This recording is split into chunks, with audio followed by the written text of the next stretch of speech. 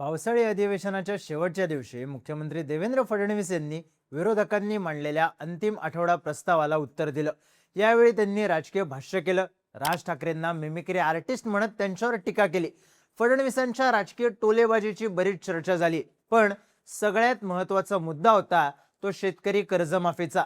राज्य सरकारकडून शेतकरी कर्जमाफीची घोषणा झाल्यानंतर यातल्या काही अटींना शेतकऱ्यांनी, शेतकरी संघटनांनी आणि विरोधी पक्षांनी जोरदार विरोध केला।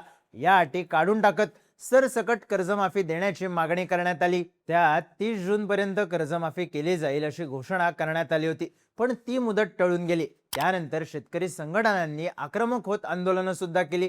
त्यामुळेच या सगळ्यात मुख्यमंत्री देवेंद्र फडणवीसांनी सभागृहात केलेल्या घोषणा महत्त्वपूर्ण ठरत आहेत। पण फडणवीसांनी नेमक्या काय घोषणा केल्या, कर्जमाफी मधल्या कुठल्या अटी हटवल्या आणि आता कर्जमाफी कुणाला मिळणार, पाहूयात या व्हिडिओमधून। नमस्कार, मी चिन्मय आणि तुम्ही पाहताय बोलबिडू। सरकारने कर्जमाफीची घोषणा केल्यानंतर विरोधी पक्षाच्या सदस्यांनी पुण्यश्लोक अहिल्यादेवी होळकर शेतकरी कर्जमुक्ती योजनेत सरसकट कर्जमाफीची मागणी केली होती। तर भाजपच्या आमदारांनी 2019च्या कर्जमाफी योजनेचा लाभ घेतलेल्या शेतकऱ्यांना नव्या योजनेत सामावून घेण्याची मागणी केली होती। या सगळ्यात 2 लाखांपेक्षा जास्त कर्ज असलेल्या शेतकऱ्यांना कसा लाभ मिळणार याबद्दल संभ्रम होता। त्यामुळे 2 लाखांपेक्षा जास्त थकबाकी असलेल्या शेतकऱ्यांना लाभ मिळत नव्हता।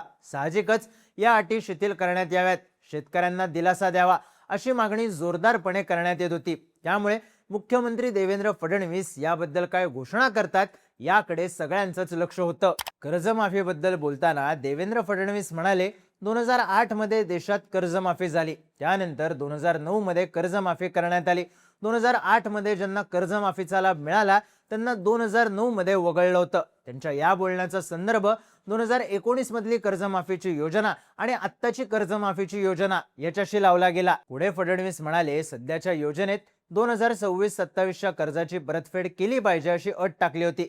ज्यांना प्रोत्साहनपर लाभ देतोय त्यांनी कर्ज वेळेत भरलं पाहिजे अशी भूमिका त्यामागे होती। पण या संदर्भात अटी शर्ती आहेत त्या काढून टाकाव्या अशी मागणी होत होती। रणधीर सावरकरांच्या नेतृत्वात महायुतीचे आमदार भेटले आणि 50,000ची अट काढून टाका अशी मागणी केली। मी त्यांना अट काढून टाकली तर 4-5 हजार कोटींचा बोजा येईल। आपण शिस्तीचा भाग म्हणून ही अट आणली आहे। समजा 1 लाखांपर्यंत नेली तर 2 लाख शेतकरी फायदा न मिळणारे राहतात असं सांगितलं। पण सगळ्यांचं मत होतं, 2 लाख शेतकरी का सोडता? मी आर्थिक शिस्त सांगत होतो, पण ते लोक मला व्यापक विचार केला पाहिजे असं सांगत होते, असं फडणवीस म्हणाले। पुढे त्यांनी सांगितलं की राष्ट्रीयकृत, व्यापारी, खासगी आणि जिल्हा मध्यवर्ती सहकारी बँकांकडच्या माहितीच्या आधारे तयार करण्यात आलेल्या पुण्यश्लोक अहिल्यादेवी होळकर शेतकरी कर्जमुक्ती योजनेअंतर्गत 56 लाख शेतकऱ्यांना 36,585 कोटी रुपयांचा लाभ मिळणार आहे। पूर्वीच्या योजनेत 2 लाख रुपयांपेक्षा जास्त थकबाकी असलेल्या शेतकऱ्यांना लाभ मिळत नव्हता। मात्र नव्या योजनेत 2 लाख रुपयांपेक्षा अधिक थकबाकी असली तरी 2 लाख रुपयांपर्यंतची कर्जमाफी दिली जाणार आहे।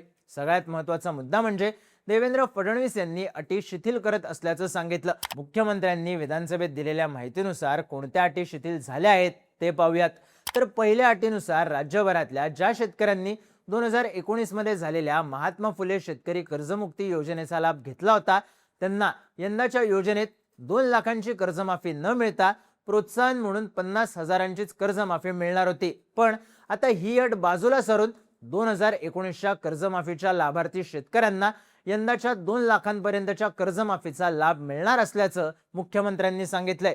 दुसऱ्या अटीनुसार यंदाच्या कर्जमाफीचा लाभ मिळवण्यासाठी शेतकऱ्यांना 2026-27 या चालू वर्षासाठी घेतलेलं पीक कर्ज ठरलेल्या मुदतीत भरणं बंधनकारक होतं। पण आता 2026-27 या वर्षासाठी कर्ज घेतलेल्या शेतकऱ्यांनी आधीच्या 3 पैकी 2 आर्थिक वर्षांमध्ये कर्ज नियमितपणे फेडला असल्यास त्या सगळ्या शेतकऱ्यांना कर्जमाफी मिळणार आहे। तिसऱ्या अटीनुसार ज्या शेतकऱ्यांचं कर्ज 2 लाखांच्या वर असेल त्यांना कर्जमाफी मिळणार नव्हती, पण आता त्या शेतकऱ्यांना 2 लाखांच्या वरचे पैसे बँकेत जमा करून कर्जमाफीचा लाभ मिळवता येणार आहे। या 3 अटी रद्द केल्यानं राज्यातल्या जास्तीत जास्त शेतकऱ्यांना कर्जमाफी योजनेचा लाभ मिळणार असल्याचं मुख्यमंत्र्यांनी सांगितलं। अटी शिथिल करण्याबद्दल घोषणा करताना देवेंद्र फडणवीस म्हणाले, कर्जमाफीच्या संदर्भात बरीच चर्चा झाली। परिस्थितीची आवश्यकता म्हणून कर्जमाफी करत आहोत। कुठल्याही कर्जमाफीनं शेतकरी श्रीमंत झाला नाही, तो होऊ शकत नाही। शेतकऱ्यांना सावकाराकडे जावं लागू नये हा एक उद्देश कर्जमाफीचा असतो. आम्ही विधानसभा निवडणुकीच्या वेळी कर्जमाफी करण्याचा शब्द दिला होता.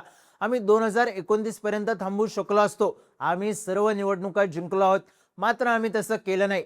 कर्जमाफी व्यतिरिक्त महायुती सरकार दरवर्षी सुमारे 25,000 कोटी रुपये शेतकऱ्यांच्या वीज बिल माफीसाठी खर्च करत आहे. मागची 3 वर्ष आपण शेतकऱ्यांना हा लाभ देत आहोत. राज्य सरकार शेतकऱ्यांच्या हितासाठी काम करते.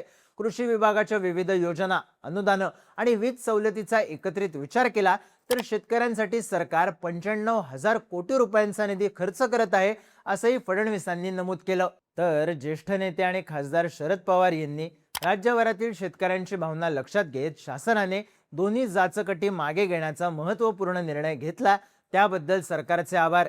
या दोन्ही अटी मागे घेण्यासंदर्भात लढा उभारणाऱ्या सर्व शेतकरी संघटना, त्यांचे नेते, राजकीय पक्ष, त्यांचे नेते, तसंच यामध्ये प्रमुख भूमिका बजावणारे आमदार रोहित पवार आणि त्यांच्या सर्व सहकाऱ्यांचं अभिनंदन, अशी पोस्ट सोशल मीडियावर केली. तर आमदार रोहित पवार राज्य सरकारच्या घोषणेबद्दल म्हणाले, अधिवेशन संपत असताना अंतिम आठवडा प्रस्तावावर मुख्यमंत्र्यांनी उत्तर दिलं.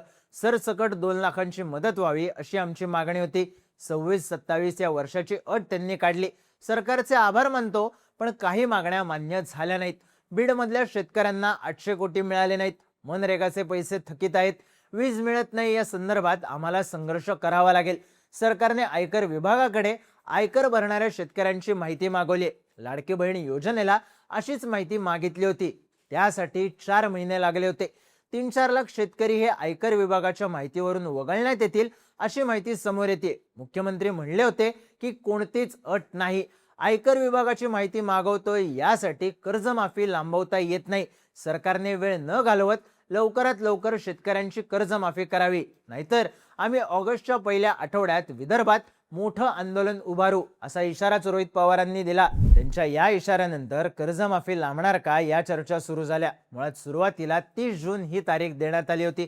त्यानंतर 5 जुलै ही तारीख देण्यात आली. या दोन्ही तारखा आता उलटून गेल्यात.